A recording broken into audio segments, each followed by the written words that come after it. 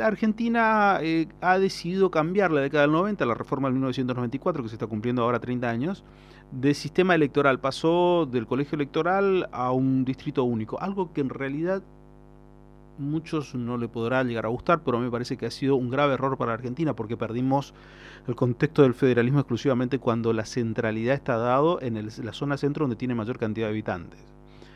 Esos conceptos podemos discutirlo y me gustaría algún momento llamarlo para discutir sobre ese tema a nuestro próximo entrevistado, el doctor Andrés Gil Domínguez.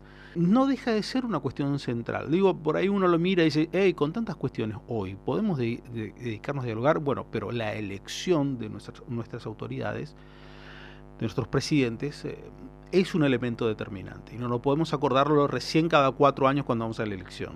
Tenemos que pensar en serio y decir, bueno, a ver, ¿nos conviene a la sociedad argentina tener un sistema tan centralista donde los principales cordones poblacionales de la zona centro son las que determinan por todos los intereses de todos los argentinos?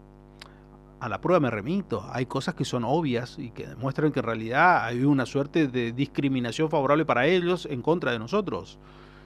Quiere hablar del transporte, quiere hablar del precio de la energía, de lo que sea, de las obras de infraestructuras que se hacen en otros lugares, de la inversión en infraestructura que se hace en otro lugar por sobre las que se hacen en las zonas que no somos tan favorables. Digo, hay cuestiones que son obvias que por ahí quizás sea otro tipo de momentos para poder dialogar.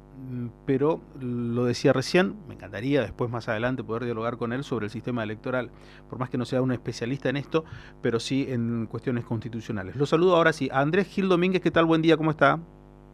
Buen día, ¿cómo está usted? Gracias, Andrés, por recibirnos. Hace 3 semanas te entrevistaba sobre la cuestión vinculada exclusivamente a la ley base y me decías, mirá, si la ley base sale de esta manera, puede llegar a ser cuestionada legalmente. ¿Por qué? Porque no cumpliría con el mandato de la aprobación de una sanción de una ley, porque hay cuestiones que no han sido ni siquiera tratadas por el Senado lo dejó de lado, o sea, sería una cuestión solamente entendida por diputados.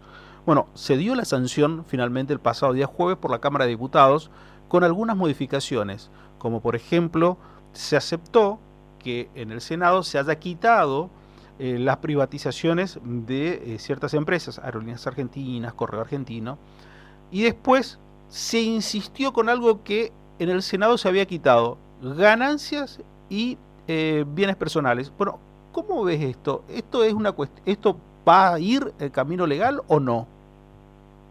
Sí, yo creo que inexorablemente va a ir a una judicialización, ya sea por parte de los trabajadores afectados del impuesto a las ganancias, ya sea por los sindicatos que los representan y eventualmente ya sea por gobernadores que consideran que la disminución del alícuota de bienes personales afecta el quantum de la recaudación de un impuesto que es coparticipable. ¿Por qué? Porque yo considero, y lo vengo diciendo desde que esto empezó a debatirse, que en un sistema bicameral como el argentino hace falta, para que una norma se sancione, la aprobación de ambas cámaras. Y si una cámara revisora rechaza en su totalidad un proyecto o lo rechaza parcialmente, esa parte rechazada totalmente no hay ley. Y la parte rechazada parcialmente no puede volver a la cámara de origen para ver si la cámara de origen acepta el rechazo o insiste con su proyecto original, porque un rechazo parcial nunca puede asimilarse a una corrección o adición, que son los dos únicos supuestos que permite la Constitución para que un proyecto aprobado y cambiado por la Cámara de Senadores pueda volver a la Cámara de Diputados, la Cámara de Diputados eventualmente insistir con su redacción original.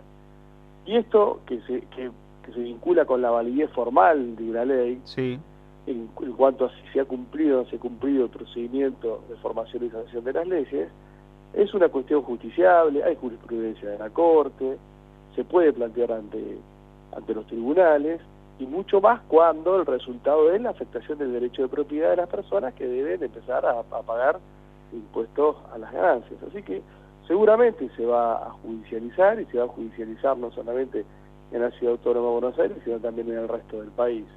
El resultado del mismo, tengo mis dudas, porque hasta acá, salvo algunas excepciones, la justicia federal, y junto a la justicia federal, la Corte Suprema de Justicia, ha tenido una actitud de acompañamiento, de condescendencia, de blindaje de las decisiones más polémicas que ha adoptado este gobierno y para mí inconstitucionales.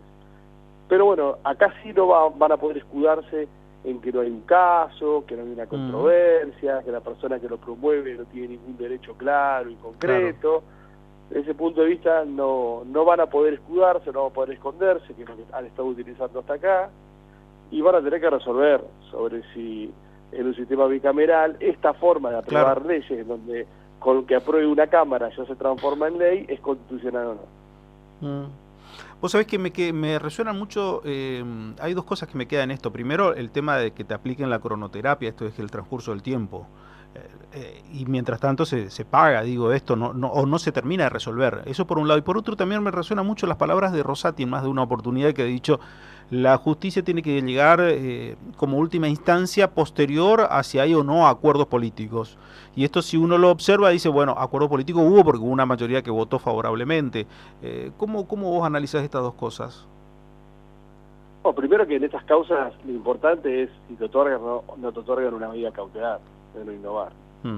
Esto es crucial en una causa que se inicie, la obtención o no de una medida cautelar, para frenar la aplicación de un impuesto que recién se empezaría a tributar el año que viene.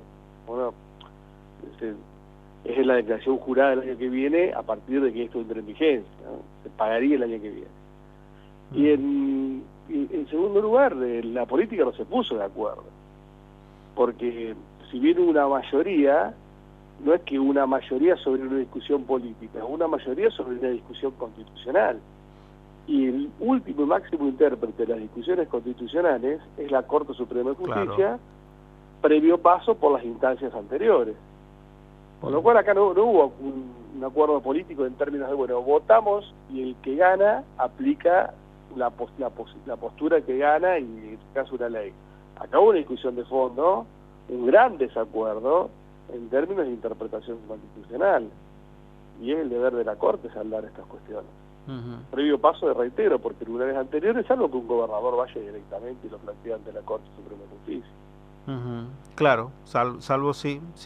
Hay que ver en ese contexto cómo funciona el esquema con los gobernadores, especialmente de la zona sur, que quizás han sido lo que se han mostrado más vehemente con este tema, ¿no? Digo, especialmente la zona patagónica. Sí, y especialmente son los más afectados. Y quienes son muy afectados, y vamos a ver qué escenario ahora asoma, son los integrantes del Poder Judicial que ingresaron de 2017 en adelante. Claro. Porque hay dentro de este paquete, hay un artículo que dice que empiezan a tributar ganancias sin poder tener ningún resguardo de protocolo de conceptos, porque hasta acá ¿cómo tributaban? Tomaban 2 o 3 conceptos del salario básicos y tributaban ganancias sobre eso, y sobre el resto no tributaban. Ahora con esta norma que fue rechazada por el Senado y fue reincorporada por diputados, todos los que ingresaron, jueces, funcionarios y empleados, ingresaron en el Poder Judicial Federal desde el 2017 inclusive en adelante, tienen que pagar sobre el total de lo que ganan. Por lo cual van a tener una disminución de su salario notable. Bueno, vamos a ver acá cuál va a ser la reacción de los jueces, los funcionarios judiciales, los empleados judiciales frente a esta situación. Claro. No deja de ser ese un dato menor el que estás contando, porque también allí me parece que se puede llegar a librar otro tipo de batalla, digo, en términos legales, ¿no? Sí, en términos corporativos. En términos legales es igual para todos. Va a ser igual para los petroleros, para los bancarios, que para los jueces y los empleados judiciales, los funcionarios. Es el poder corporativo que cada uno tiene. Sí, vos sabés muy bien que el Poder Judicial dice todos somos iguales, pero hay unos que somos más iguales que otros, ¿no? Eso también pasa. Sí, ¿no? Y cuando están afectados sus intereses, hay legitimación, caso, controversia, cautelar, hay todo. Todo. Hay todo, de forma inmediata, ahí funciona pleno la justicia. Sí. Y no se aplica ni siquiera tampoco la cronoterapia, esto de que duerma el expediente tampoco. Ahí... No. Ahí se aplica la celeterapia de celeridad, ¿no? Sí. Cronoterapia. Sí. Andrés, un gusto poder escucharte y vamos a seguir dialogando contigo. Gracias. Gracias, que tengan un buen domingo. Gracias al doctor Andrés Gil Domínguez.